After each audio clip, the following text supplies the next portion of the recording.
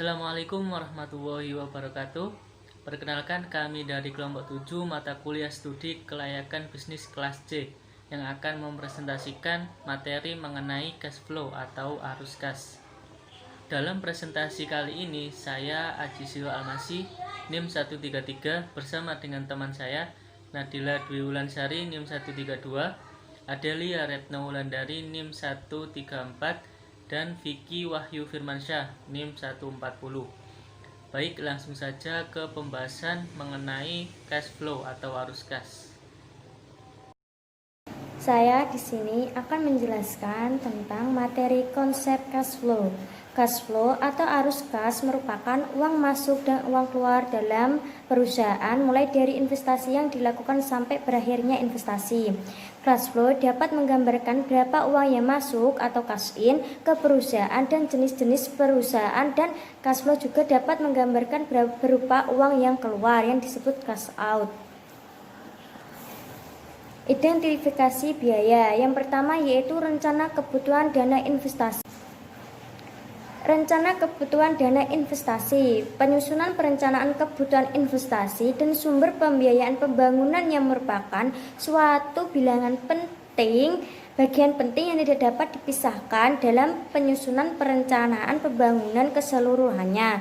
Yang kedua, model kerja. Model kerja merupakan perwujudan dari aktiva lancar dan utang lancar dari suatu perusahaan.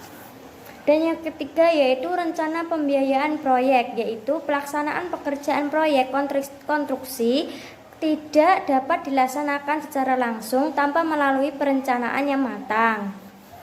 Selanjutnya saya akan menjelaskan mengenai identifikasi manfaat cash flow.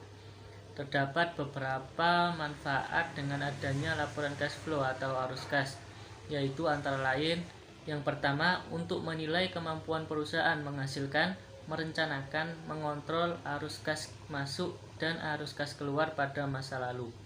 Dan yang kedua, untuk menilai kemampuan keadaan arus kas masuk dan arus kas keluar, arus kas bersih perusahaan, termasuk kemampuan membayar dividen di masa yang akan datang. Dan yang ketiga, untuk menyajikan informasi bagi investor, kreditur, memproyeksikan return dari sumber kekayaan perusahaan. Dan yang keempat, untuk menilai kemampuan perusahaan untuk memasukkan kas ke perusahaan di masa yang akan datang. Dan yang kelima, untuk menilai arahan perbedaan antara laba bersih dibandingkan dengan penerimaan dan pengeluaran kas. Dan yang keenam, untuk menilai pengaruh investasi baik secara kas maupun bukan kas dan transaksi lainnya terhadap posisi keuangan perusahaan selama satu periode tertentu. Untuk selanjutnya yaitu saya akan menjelaskan mengenai kebutuhan dana. Kebutuhan dana merupakan segala sesuatu yang membutuhkan dana dalam proses produksi barang, pemasaran barang, serta kebutuhan lainnya seperti transportasi dalam perusahaan. Nah, kebutuhan dana ini terbagi menjadi dua. Yang pertama, kebutuhan dana untuk membiayai pengadaan barang modal atau modal tetap, meliputi kebutuhan dana untuk infrastruktur, pengadaan tanah, gudang dan prasarana, kemudian mesin dan peralatan, kendaraan, dan sarana telekomunikasi. Yang selanjutnya yaitu kebutuhan dana untuk membiayai modal awal neto, yaitu merupakan kebutuhan dana untuk membiayai bahan baku, bahan pembantu, serta kebutuhan lainnya. Yang selanjutnya yaitu sumber dana. Sumber dana yaitu berupa perorangan atau badan atau lembaga yang dapat menyediakan serta meminjamkan dana kepada perusahaan. Nah, berikut ini merupakan sumber-sumber dana. Yang pertama yaitu dana pribadi. Dana pribadi didapatkan dari dana yang dimiliki secara pribadi oleh pemilik perusahaan. Yang kedua yaitu dana yang didapatkan dari sistem gadai. Nah, ini dana yang didapatkan dengan menggadaikan barang atau surat berharga ke lembaga formal ataupun non-formal. Yang selanjutnya yaitu pinjaman kepada lembaga non-formal. Nah, pinjaman ini bisa dilakukan kepada kelompok pertemanan, arisan keluarga, ataupun rentenir. Yang selanjutnya yaitu bermitra atau berpartner. Nah, di sini dapat mengundang investor untuk menyediakan modal atau mendapatkan pendanaan dari lembaga pengembangan kemitraan. Yang selanjutnya yaitu pinjaman ke bank dan non-bank. Untuk pinjaman ke bank ini dapat diajukan secara langsung dengan menyertakan syarat-syarat yang telah ditentukan. Untuk pinjaman ke non-bank ini dapat ke koperasi atau ke BPR. Selanjutnya yang terakhir yaitu pasar modal. Nah, di sini dapat menerbitkan surat hutang serta menawarkan kepada publik pada pasar modal. Baik, terima kasih. Lanjut dari saya. Saya di sini akan menjelaskan mengenai slide aliran kas dan juga jenis aliran kas. Yang pertama yaitu aliran kas. Aliran kas merupakan suatu pemasukan dan pengeluaran oleh suatu perusahaan dan biasanya dibukukan dalam suatu periode. Dibukukannya ini bisa 1 bulan sekali, 3 bulan sekali, per 6 bulan sekali, maupun per tahun.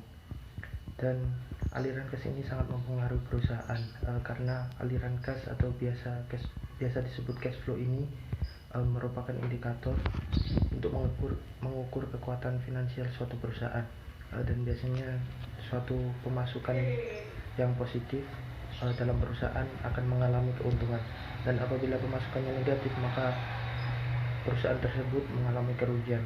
Sumber-sumber dari cash flow sendiri bisa dari penjualan produk, hasil pinjaman, maupun yang lain-lain.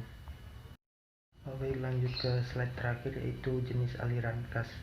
Di sini jenis aliran kasnya itu ada 3. Yang pertama yaitu operational cash flow, dan yang kedua ada investment cash flow, dan yang ketiga ada financial cash flow. Langsung saja ke yang pertama yaitu aliran kas operasional. Aliran kas operasional ini meliputi penjualan dan penerimaan suatu perusahaan, bisa dari penjualan produk dan dari pinjaman. Di sini biasanya pinjamannya itu untuk penguatan modal kerja. Untuk pengeluarannya di sini meliputi gaji dari para karyawan. Dan yang kedua yaitu ada investment cash flow. Di sini aliran kas investasi itu merupakan penjualan dan penerimaan dari perusahaan untuk penjualan aset yang berumur panjang. Lanjut yang ketiga yaitu financial cash flow, aliran kas pendanaan. Aliran kas pendanaan di sini yaitu meliputi penjualan dan penerimaan dari saham oleh suatu perusahaan. Berdasarkan kelompok jenis aliran kas ini, kita harus memahami supaya kita lebih tahu ke depannya. Demikian presentasi dari kelompok 7. Semoga bisa menambah wawasan ke depannya. Apabila ada salah kata atau kekurangan, mohon maklum adanya. Terima kasih. Wassalamualaikum warahmatullahi wabarakatuh.